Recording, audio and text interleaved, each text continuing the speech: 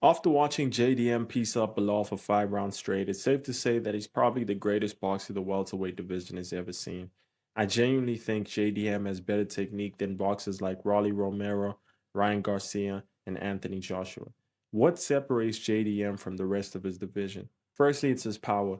Gilbert Burns was on the Pound for Pound podcast and he claimed that out of all the fighters he's faced, JDM is the hardest hitter by far, and I honestly believe him. This really helps because let's say you're going up against a volume striker, you might still end up winning the fight because you did more damage despite landing less significant strikes.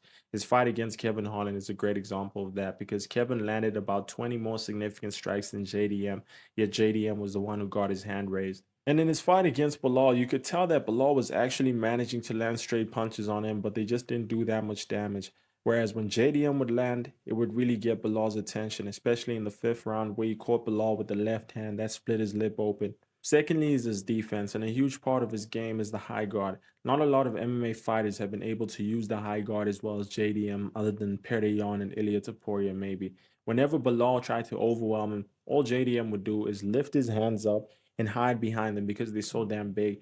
And Belal had no answer for it. Even when Belal would throw head kicks, all of them were landing on JDM's guard. Did they do a little bit of damage? Yes, but lifting the guard up significantly reduces that and prevents you from getting clipped.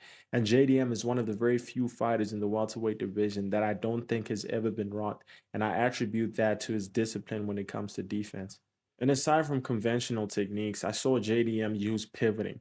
I don't know if you guys realize this, but a lot of boxers don't even use pivoting. Show me a clip of Rolly Romero and Ryan Garcia pivoting.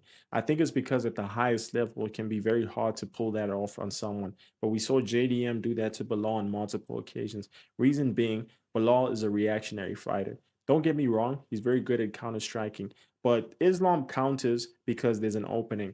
Belal counters because you hit him. And JDM capitalized off of this when he would jab, then dip his head to avoid a counter, or jab. Then while he's throwing across, he's make Belal miss with the counter, leaving an opening for JDM to land the cross again. Show me a clip of Ilya doing this.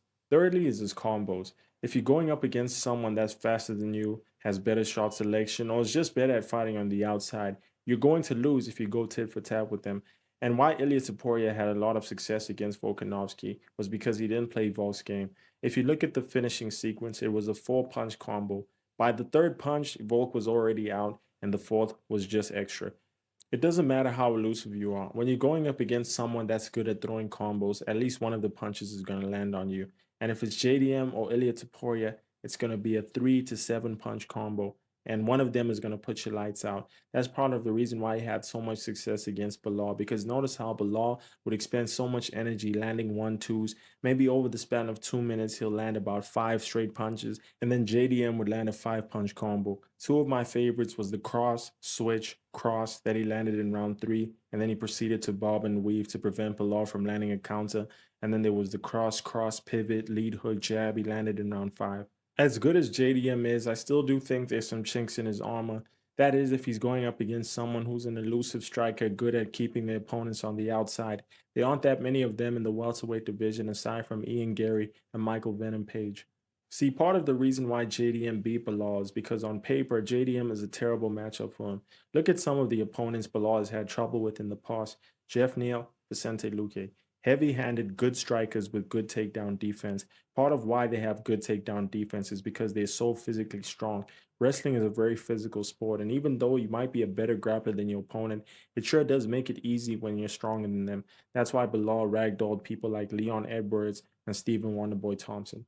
Like every other fighter, JDM also has his own weaknesses. And when you look at some of his toughest fights in the UFC, one of them has to be Kevin Holland. Why? Because he's lanky, and JDM is a very flat footed striker. Don't get me wrong, he has good footwork, but he doesn't move laterally. He relies more on his parrying, his blocking, his head movement, his counters, just overwhelming you. That's what his defense is. JDM does very well against fighters who want to bring the fight to him. When you look at Kevin Holland, he didn't do that. He was using low kicks, teeps, straight punches, and that's part of the reason why he had a little bit of success against JDM.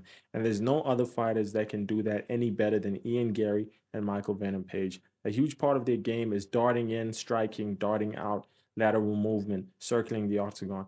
And if they can do that successfully for 5 rounds, at the very least, they might be able to win a boring decision. But now that JDM's champ, he will only be fighting 5 rounds, and I think his style is best suited for that because it's not too movement heavy as opposed to Ian Gary and MVP. We just saw Ian Gary gas out in his fight against Carlos Prates, and when you're going up against JDM, that's not a good look.